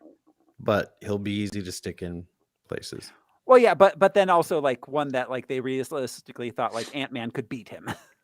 Yep. Oh well, there's Yeah. that too. Yeah, Yeah. for sure. So all right, then let's see. After the Avengers thing, there's the control disc thing. We find out that Janet disappeared into the quantum realm because she took off her regulator and had to get between the atoms. Shrunk herself. Does titanium really fit that much better than steel?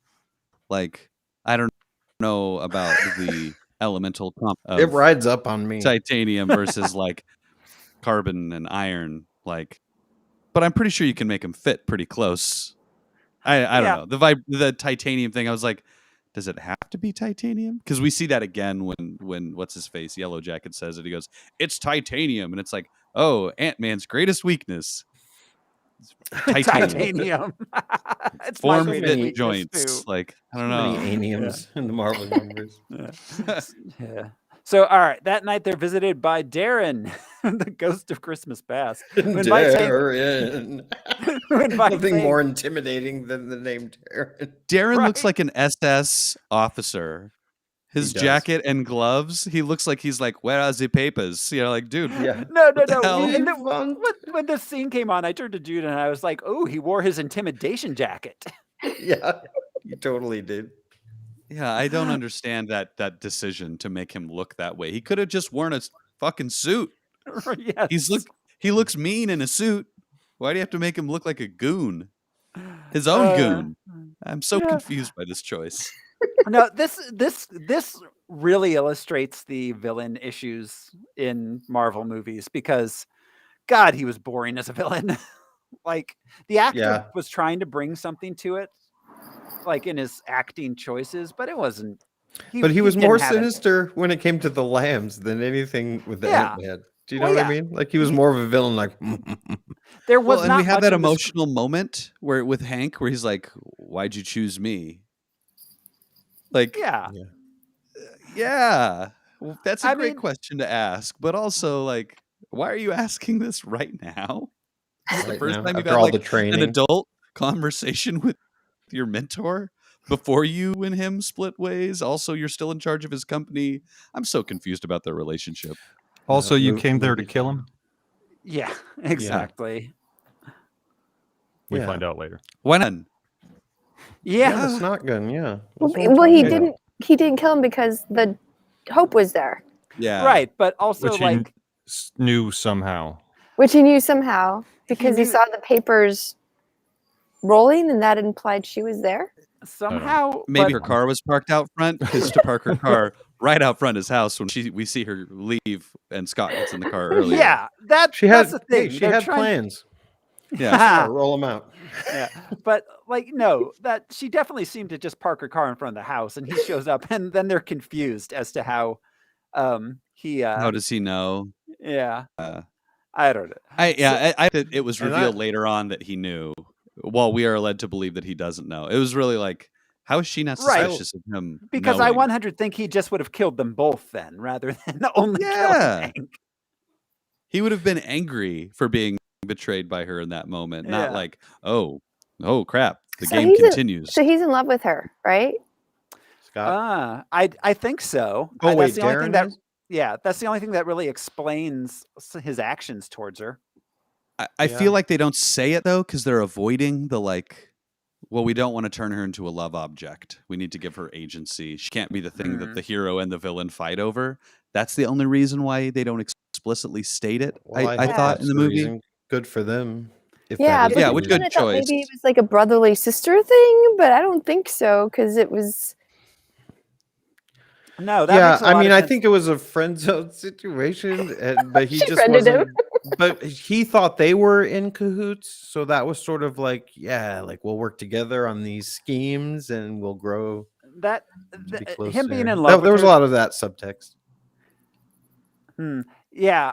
Oh, yeah. Andrea says he point. like he thought of her as the sister, the neglected children of Hank Pym. That makes a lot of sense. Oh, That's and she kind had of a twin brother. Yeah. Yeah. So, all right. So then, That makes sense. let's see. Paxton also finds out that Hank Pym was the one posing as Scott's lawyer when he escaped from prison. They put their plan because if you call the cops in San Francisco, those two dudes show up. Yeah, those are No the matter only guys. the only crime or cops. distance. Yeah. Well, and when we were getting to the point where it's like helicopters and tanks and stuff, I was like, this is so far outside of like their realm. Like we're talking police and Avengers. Yeah. So anyways, they I guess Shield doesn't exist anymore, so that's why they're on their own. That's true. There is no more Shield. There's no federal support. Something. Yeah. I mean, It's just Nick Fury in a barn somewhere. waiting for Tony to show up to fix a tractor. To be honest, 4 other people walked in before you. Yeah. So, all right, they put the plan into motion. They infiltrate the building during the big military thing, sabotage the company's servers, plant explosive. Paxton shows up to detain Hank Pym, but the cops get distracted by Dave and Kurt. Scott finally gets into the Yellow Jacket tube, and he, along with Hank and Hope, are captured by Darren. Derek. Darren. By Darren. Darren. I couldn't remember if it was the Dominoes or the guy from Bewitched. So he intends to sell both the Yellow Jacket and Ant-Man suits to Mitchell, who's now working for Hydra. Surprise, surprise. I did like they're not what they used to be. They're doing some really interesting work. Yeah, they're really coming into their own.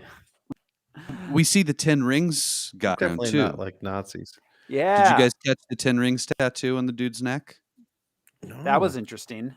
Yeah, so that's tying this into Iron Man 3 and the original Iron Man movie, which had the 10 ring symbols as their terrorist organization. But although this being post Iron Man 3, it is technically tying into Shang-Chi now. Yeah, they've retroactively retconned that idea. Yeah, so it being anything post Iron Man 3, Shang-Chi retconned into being the actual 10 rings Shang-Chi stuff.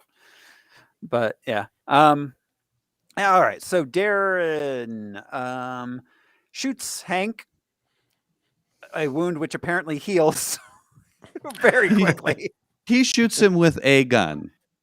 Yes. This man has the goop gun in his pocket, I assume. Because I would not leave that somewhere or give that to somebody. I would just rattling around with his keys and change. Yeah. Doesn't even have a holster for it. He grabbed somebody else's gun to shoot Hank with. I was like, come on, man. Raise the stakes. It's not good. Yeah. But Scott escapes, goes after Darren while Hope and Hank escape the building in a tank that Hank smuggled in as a key ring. So we see Mitchell Carson grab the yellow vial, and then we see nothing else of him. Yeah, we need a sequel. Yeah. Oh, yeah. Yeah. He's gone. I love that, the bad guy's serum is yellow. Yes, exactly. Because it's a yellow That's jacket. how I know that he's the bad guy. No, anytime there's dueling serums or pills or anything in these movies, it's always different colors that match the bad guy's motifs. Yep. Yeah. So they implode the building. Darren puts in the yellow jacket suit to fight Scott. They battle first in a helicopter, then through the suburbs. However, Scott reveals a thing that we as the audience explicitly didn't know. It wasn't just a heist, which I thought was a great reveal before the building implodes. Because we went through the whole heist thing and we're like, oh, this is a heist movie. The whole thing is a heist. No, this is a super high stakes superhero movie. And they destroy everything. And there's only one part left to destroy. And they show him. They show him planting the charges as well. Yeah. He states it out loud. Yeah. I got a little misty when Anthony got shot. Aw. The wing. Yeah. And the single wing. Yeah. Or Carpenter ant. Yeah. It's like, you're gonna pay for that. Why you? So just as Scott is about to take out Darren, Paxton shows up and arrests him. Speaking of the suburbs, I loved that aspect. Just them dropping out of the sky into a pool, and seeing close up the repercussions of super fights. Yeah, that was that's so much better than them being at like abandoned factories and stuff and things like where fights so often take place. Or fighting in the sky, like it's the end of the Matrix. Yeah. And the use of sound effects, when Scott came out of the pool, you just heard that little bloop. Yep. Yeah. And it was an opportunity to make Yellow Jacket more menacing. Do you know what I mean? Because up until this point, it's just been him and Scott. So it was just an adversary to Ant-Man. But then they show him in the backyard with this family, and they're running literally for their lives. And he does that like almost robotic turn to look at them, sort of. Yeah. Do you know what I mean? Before that, he was just that Darren dude who messed with lambs and dudes in restrooms. And the bug zapper thing was hilarious. Yeah, it was. That was good. So, all right. Cross goes to Paxton's house, takes Cassie hostage. They get a call on the police scanner. They rush there. Scott escapes from the police car. He rushes in to fight Darren. Paxton also goes in and witnesses the battle. Scott realizes he has to shrink down to the quantum realm to get into the Yellow Jacket's suit and disable it. He does that, causing Darren to implode, and Scott goes quantum himself. He goes plaid. He's about to disappear into nothingness. But then he puts one of the enlarging discs into his suit's regulator and rebiggins. Rebiggins. Cassie watches this man completely destroyed, crushed in front of her, and then her dad pops back out of him. Yeah, and she's just that like, is cool. Traumatizing. But she likes ugly stuffed animals, so she'll get over it really quickly. She's a tough kid. Yeah, kid. Set that up. Exactly. She'll get over it. Yeah. But the showdown in her room was perfect. We kind of touched on it. They got to use a lot of tropes without seeming hokey in that scene. Like, so, great train robbery kind of thing. Always good for a heist movie. But going through the shag carpeting, they did. Yeah. There was a lot of Honey, I Shrunk the Kids stuff in the kids' room. Yes. So do you know what I mean? Like, so, but Yeah. it didn't feel like rip-offy. It felt more homage-y. Yes. What was going on in her room. It was fun. I really enjoyed all of that. Then, out of gratitude for his heroism, Paxton lets Scott go. Later, Scott tells Hank about the quantum realm, but he can't remember anything. Hank wonders if his wife may have survived as well, and Scott and Hope do the end of the movie kissing. Cassie got to keep the messed up looking dog. Yes, that's right. Yeah. Scott and the family. Do the parents know that she has a giant ant under the table? I would assume so. Or is she keeping it so, right? It can't be secret. I mean, The thing is, well, I think he's one of the heroes where there's no secret, right? No secret. Yeah. no, I'm saying the giant ant. Right, but yeah. Oh no, I'm he is with Al. secret. I think they no, knew. I don't think anyone knows he's Ant-Man.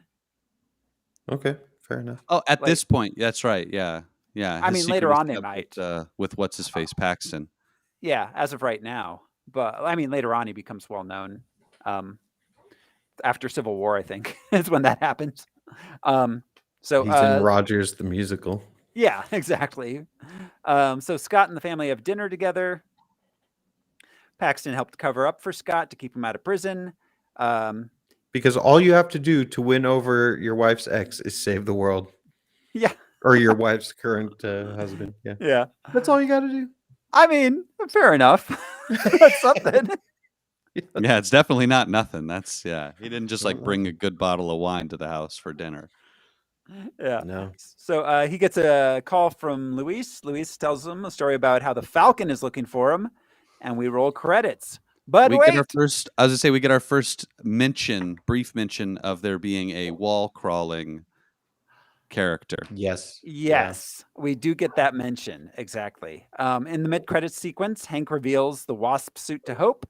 Then in the after-credits sequence, I sculpted the breasts myself. That's what I was saying. I was like, good thing her boobs are the same size as her mom's, because those are very specific. Yeah, because if you know a female police officer, her flak jackets, those always have the boobs sculpted sewn. boobs. Like, come on, guys. You can't just put a costume over boobs. Right. That's okay. There's a great YouTube video talking about women's armor in movies and video games. I think her name's Jill Barrett, but she's like an armorer person, and it's funny to hear her perspective on all the different types and how rarely somebody does it right at all. In my experience, bras are one size fits all. That's my understanding, right? Right. I like you you gotta be like Wonder Woman and like the Amazonian. They just cut off one boob so that way they don't have to. That way they save money get on in the steel, way, right? Yeah. titanium. Titanium plate. Well, they save money on titanium money. It's just I like the idea that in video games they should just change it to like you can either have skimpy or not skimpy. It's not male or female. So like if you're gonna wear just a single chain that goes around the genitals, that's fine. But it's for men or women. Either one. Yeah, exactly. Yes. I fully support that. Yeah.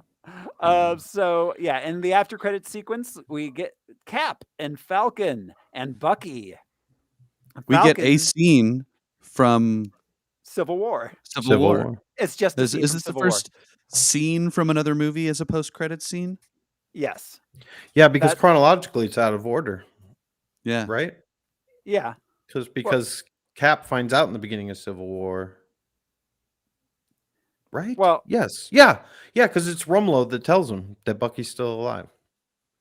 well, yeah. Yes. Oh, so, yeah, I mean, yeah. This happens in the midpoint of the movie. Yeah, it's a flash Or forward. like It's in a the flash first forward. act. Yes, Yeah. exactly. Yeah. So, yeah. And that is the movie. We got through most of my unanswered questions. I didn't have much. I know there's a lot of talk online about the tank, how it should have weighed a ton. Even on the keychain? Yeah, I'm like, well, he's got magic shrinking and embiggening serums. Like, I'm sure he figured out a way to make it lighter when it's small. Well, that and how did Thomas the Tank Engine weigh enough to break the building that it was in? That's the alternative of that question. Oh, yeah, because when it gets big, it should still weigh the same. It's a little wooden. Yeah. It's made out of plastic. Yeah. Or tin. That was part of the aspect of Giant Man. That when he grew in size, his mass increased as well. Right, but when they shrink, they're So I mean, it's all very. It'll do what they want it to do for the plot. Yeah. Is what it is. Well, yeah.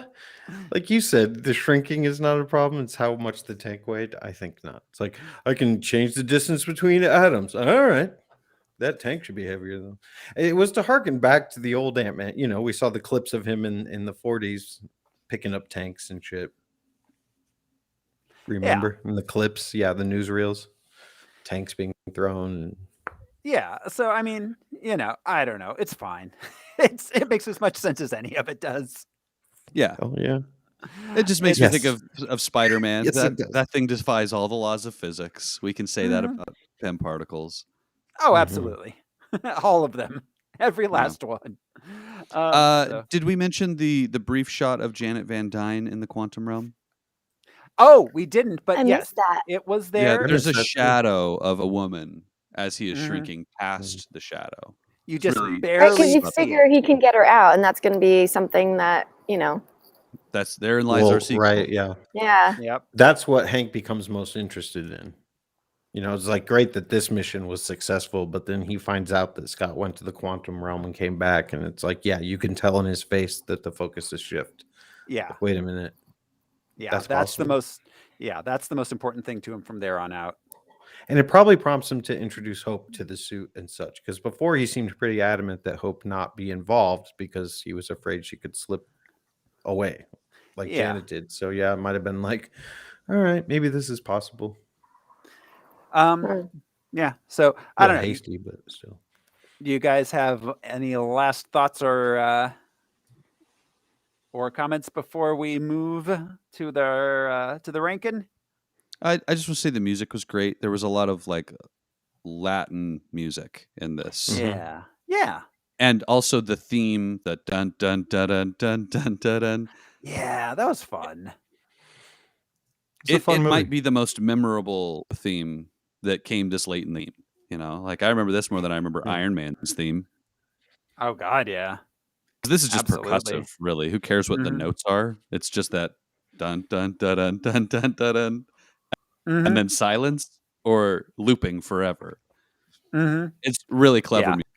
music.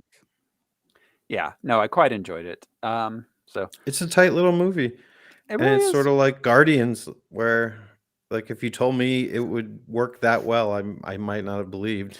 Well, I didn't believe. I went and saw it in the theater, but yeah, I didn't have high hopes for Ant-Man, and I was wrong. So Yeah. that's cool when that happens. Yeah, absolutely. Well, and Paul Rudd is so, just all a right, you- comedian, you know, fronting a movie. Well, he's by a himself. beautiful white man. It's Yeah. true.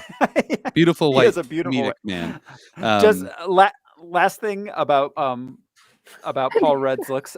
He said he did the same. He said he did the Chris Pratt thing for this. He spent a year doing nothing fun and starving to death in order to get into shape for it. He looks great. Yeah. Boo-hoo. Yeah, he does. didn't look good.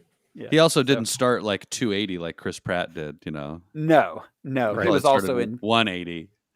Mm-hmm. Yeah. So, all right, you guys ready to put it in the rankings? Sure. All right, let's take a look here. So, we've got a number of MCU movies up here at the top. I definitely think it's better than Iron Man 3, personally. I think it's probably better than Age of Ultron. After that's where it starts getting a little iffy for me where it should go. It's going to be hard to top Days of Future Past, man. Yeah. Yeah, that was really good. I don't know. What do the rest of you, what opinions do we have? I mean, I personally like Ultron, but this is a better movie, I think, when it's all Okay. said and done. But I can't see that. It's definitely a simpler movie. Yeah, I oh don't know if yeah. that makes it better, but It- it's a little less convoluted, I suppose. It is. I It's think that's fair, yeah. way tighter. Definitely. Age of Ultron had a lot going on. I feel similarly about Days of Future Past, that I think this should go just below it. Okay. Okay. Zarina, do you have any? I'll let you guys do this one because you guys are Bowing out. That's fair. That's fair. All right. So So is there a space in between Future Past and Ultron, or are they next to each other? They're next to each other. My eyes, not so good. Yeah. We've got Future Past and Ultron right here at 11 and 12. Oh, that's high. Yes. They are both high. A little higher than Thor.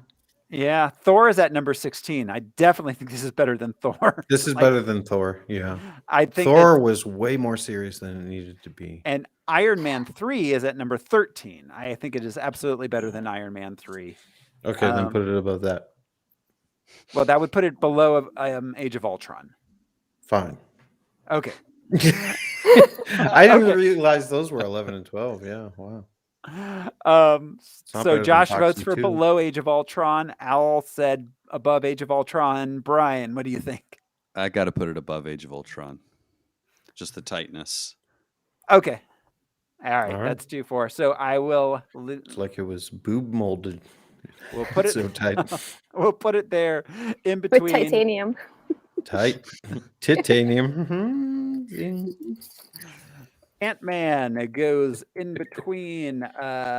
Whatever he wants. Yeah, well, yeah, exactly. Especially in the quantum world. Except Especially that. titanium plates. Just So- those.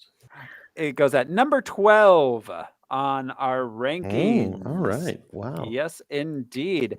So that means we are coming to the end of our of the Ant-Man, which means that we're going to be looking forward to next week. And next week on Harmless Phosphorescence, we are going to be watching Fant-4-Stick. Oh no. Fantastic no. Four. Ugh. I have not seen this movie. I have not either. I've heard many a thing. So- Crash Test Dummy Doom. Yes, indeed. That's next week on Harmless Phosphorescence. So that'll be interesting. Okay. So I'm at this art museum with my cousin Ignacio, right? And there was like abstract expressionism exhibit. But you know me, I'm here like a neo-cubist kind of guy, right? But there was this one Rothko that was sublime, bro. Okay, so my God, Ignacio tells me I met this crazy fine writer chick at the spot last night. Like, fine, crazy, stupid, fine. And he goes up to the bartender and says, "Look at that girl I'm with. You know, I'm saying she's crazy, stupid, fine, right?" And the bartender's all like, "Yeah, crazy, stupid, fine." So this writer chick tells Ignacio, "Yo, I'm like a boss in the world of guerrilla journalism. I got mad connections with the peeps behind the curtains. You know what I'm saying, right?" So Ignacio's like, "For real?" And she's like, "Yeah, you know what? I can't tell you who my contact is because he works for the Avengers. And this dude sounds like a badass, man. Like he comes up to her and says, yo, I'm looking for this dude who's new to the scene, who's flashing this fresh tech, who's got like bomb moves, right? Who you got? And she's like, well, we got everything nowadays. We got a guy who jumps. We got a guy who swings. We got a guy who crawls up the walls. You got to be more specific. And he's like, I'm looking for a guy that shrinks. And I'm like, damn. I got all nervous because I keep mad secrets for you, bro. So I asked Ignacio, did the badass tell the stupid fine writer chick to tell you to tell me because I'm tight with Ant-Man that he's looking for him? And he said, this is your host through a smiley saying goodbye. I'm Josh Cece, and goodbye, Frank. I'm Brian Lesh, and I'm going to go shrink for all eternity, or at least until next week. I'm Zarina Solito, and Daddy, don't get scared. Can I go back to jail now? I'm Alaric Weber. Thanks, everybody.